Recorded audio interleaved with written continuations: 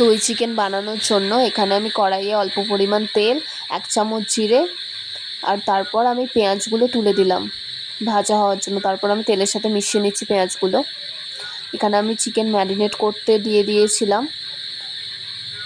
আর তারপর পেঁয়াজটা হালকা ভাজা ভাজা হয়ে গেলে রসুন আদা একসাথে পেস্ট করে রেখেছিলাম, সেটা আমি মিশিয়ে নিচ্ছি। আর কিছু পরিমাণ টমেটো দিয়ে দিয়েছিলাম, আমার কাছে অল্প পরিমাণ ছিল, সেটাই একসাথে মিক্সড করে নিচ্ছি। 5 মিনিট ঢাকা দিয়ে রেখে দিয়েছিলাম অল্প পরিমাণ নুন দিয়ে, যাতে ভালোভাবে ভাজা ভাজা হয়ে যায়। আর এখানে আমার ভাজা ভাজা হয়ে গেছে। আর এখানে ম্যারিনেট করা চিকেন আমি দিয়ে দিচ্ছি মশলার ওপরে। এখানে আমি চিকেনটাকে হলুদ গুঁড়ো, লঙ্কা গুঁড়ো, কাঁচা তেল, ধনে গুঁড়ো, জিরে গুঁড়ো, ভিনিগার, দই দিয়ে একসাথে 30 মিনিটের জন্য ম্যারিনেট করে রেখে দিয়েছিলাম। সেটাই আমি কড়ার ওপর দিয়ে দিচ্ছি, মশলার সাথে একসাথে আমি মিশিয়ে নিচ্ছি, ভালো করে মিশিয়ে কষে নিচ্ছি।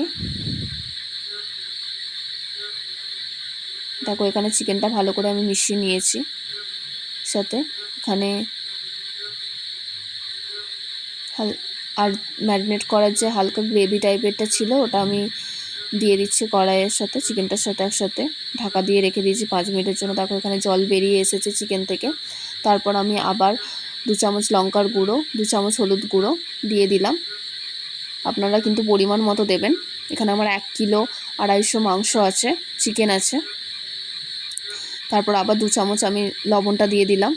আপনারা কিন্তু স্বাদ মতো সব কিছু দেবেন। এখানে আমি আবার ঢাকা দিয়ে রেখে দিলাম।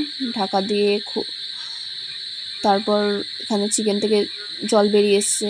তারপর সেদ্ধ হয়েই গেছে প্রায় চিকেনটা। এবার আমি চিকেন কারি মশলা দিয়ে দিলাম, তারপর মিক্সড করে নিচ্ছি এখানে। আর আগে থেকে ভেজে রাখা আলু আমি এর উপরে দিয়ে দেব। তারপর একসাথে মশলাটাকে আলুর সাথে নেড়ে নেব, চিকেনটার সাথে। মশলা, আলু, চিকেন একসাথে নেড়ে নেব।